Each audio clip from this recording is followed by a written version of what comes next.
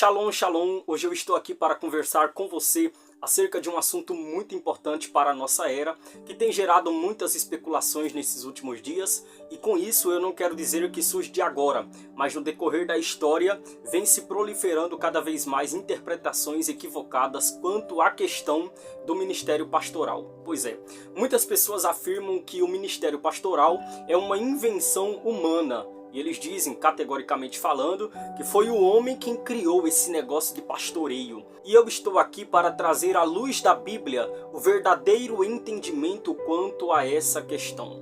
Quando nós estudamos o Pentateuco, isto é, Penta no grego quer dizer 5 e teucos quer dizer rolos ou livros, logo a junção da expressão é Pentateuco, 5 livros ou 5 rolos, diz respeito a Gênesis até Deuteronômio, os livros de Moisés, os livros da lei, também chamada Torá. É interessante que em Gênesis fala sobre a criação, em Êxodo a saída do povo do Egito, em Levítico fala sobre a instituição sacerdotal e a forma, a maneira correta de prestar cultos, em Números fala sobre a questão do povo peregrinando pelo deserto, caminhando pelo deserto, e quando chegamos em Deuteronômio está a expressão central do livro quanto à questão da repetição das leis. Mas eu quero focar aqui apenas no livro de Levítico, que é onde fala sobre a instituição sacerdotal e também quanto à questão de prestar um verdadeiro culto, a forma de ofertar diante do Senhor e dentre tantos outros quesitos. Quando nós vamos para Levítico, capítulo 8, a partir do versículo 1, nós vemos que não foi o homem quem criou o ministério pastoral. Sabe quem foi o primeiro pastor na Bíblia, instituído assim? Foi Arão e os seus filhos. Estes foram os primeiros pastores instituídos por Deus, não por eles mesmos e nem por outras pessoas. Deus foi até Moisés em Levítico 8, a partir do versículo 1, e ordenou com que Moisés pegasse vestimentas e óleo de unção para ungir Arão e os seus filhos, Nadab e Abiú, como sacerdotes. Então aqui já está a resposta. Quem instituiu o ministério pastoral no mundo não foi o homem que criou isso, mas foi o próprio Deus. Foi Deus quem mandou com que Moisés ungisse como sacerdotes Arão e os seus filhos, Nadab e Abiú.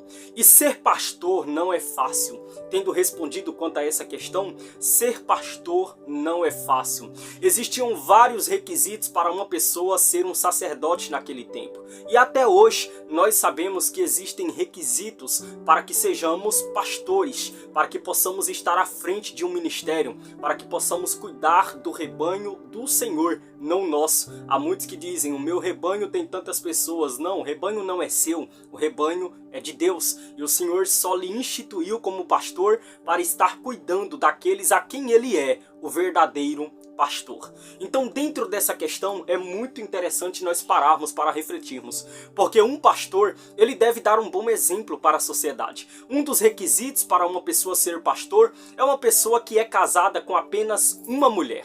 Uma pessoa casada com uma única mulher. Isso está em 1 Timóteo capítulo 3, a partir do verso 1 ao 6. E deve ser uma pessoa apta para ensinar. Deve ser uma pessoa não dada ao vinho. E aqui eu abro um parênteses. Quando Arão, Nadab e Abiú foram instituídos e ungidos como sacerdotes no tempo de Moisés, é interessante que existiam alguns requisitos para eles serem sacerdotes no templo. Um dos requisitos era que sempre que eles entrassem no tabernáculo, eles deveriam estar com uma espécie de um metal na testa, escrito Santidade ao Senhor. Vou repetir, sempre que um sacerdote entrava no templo, ele deveria entrar no templo com uma espécie de um metal na testa, escrito Santidade ao Senhor. Este é o lema central dentro de uma vida sacerdotal. Viver uma vida de santidade e fazer com que quem está o ouvindo, quem está vendo esta pessoa como sacerdote, também viva uma vida de santidade. Esse é o maior papel de um sacerdote. É fazer com que o povo caminhe de forma íntegra para com a palavra de Deus e para com os seus mandamentos. Um outro requisito nos tempos de Nadab, Abiú e Arão era que eles não podiam ser dados ao vinho. Um sacerdote não podia ser dado ao vinho. E é interessante que quando nós chegamos no capítulo 10 de Levítico, 2 capítulos após a unção pastoral sobre Arão e os seus filhos Nadab e Abiú, a palavra declara que Nadab e Abiú entraram no tabernáculo, se apresentaram diante de Deus no lugar santo, embriagados. Eles estavam embriagados diante da presença do Senhor. Então junta aqui a embriaguez de Nadab e Abiú, e o Senhor, como forma de justiça, mandou um fogo estranho dos céus à terra. Esse fogo estranho consumiu Nadab e Abiú. Mas como foi a forma desta consumação? Eles não morreram queimados, não. As roupas também não foram queimadas, não. A Bíblia declara que eles foram consumidos por esse fogo estranho, porém quando eles foram tirados do templo, já mortos, eles não tiveram o corpo queimado e nem sequer as vestes. Foi uma ação da justiça de Deus contra eles, de tal forma que o fogo os consumiu internamente, não exteriormente. Portanto, neste momento, Arão começou a expressar um sentimento de luto. E quando Arão começou a expressar esse sentimento de luto pela perca destes 2 filhos, Nadab e Abiú, a palavra declara que Deus chegou para Arão e disse a ele: Arão, Arão, não expresse sentimento de luto na presença do povo. Você é sacerdote.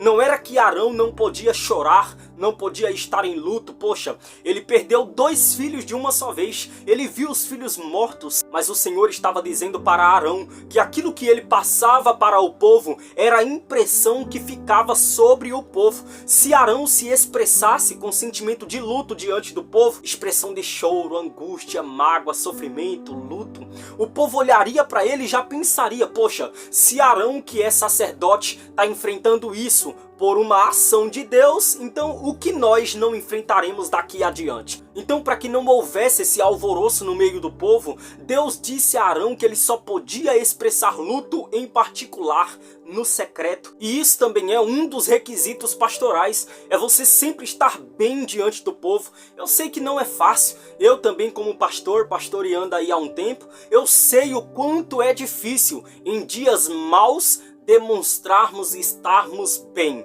mas o povo não tem nada a ver com isso. Você vai ministrar uma palavra, você vai aconselhar uma pessoa, poxa, essa pessoa também está enfrentando muitas lutas, muitas guerras, talvez maior do que a sua. Então você que é pastor, olhe para estas pessoas e entenda que elas devem ver Deus em você, elas devem sentir o cuidado de Deus através do olhar para você, não dizendo que elas vão estar focadas em ti, mas elas devem entender que você, sendo um pastor, através da sua vida, elas encontram refrigério dado por Deus, não por você. Elas encontram calmaria diante das situações de guerras, de incertezas, de dissabores. Então, seja um canal de bênção para a vida dessas pessoas. E eu termino dizendo neste vídeo que sim, quem instituiu o ministério pastoral no mundo não foi Moisés, nem qualquer outro homem, mas foi Deus. Então, quando alguém chegar com essas falácias para você, saiba que foi Deus quem instituiu o ministério pastoral. Que Deus em Cristo continue lhe abençoando. Se você gostou desse vídeo, deixa aqui abaixo o seu like, se inscreva no nosso canal para receber mais conteúdos como este e deixe o seu comentário aqui abaixo sobre o que mais lhe chamou a atenção acerca deste assunto. Que Deus lhe abençoe, um forte abraço, eu espero você no nosso próximo vídeo. Tchau, tchau.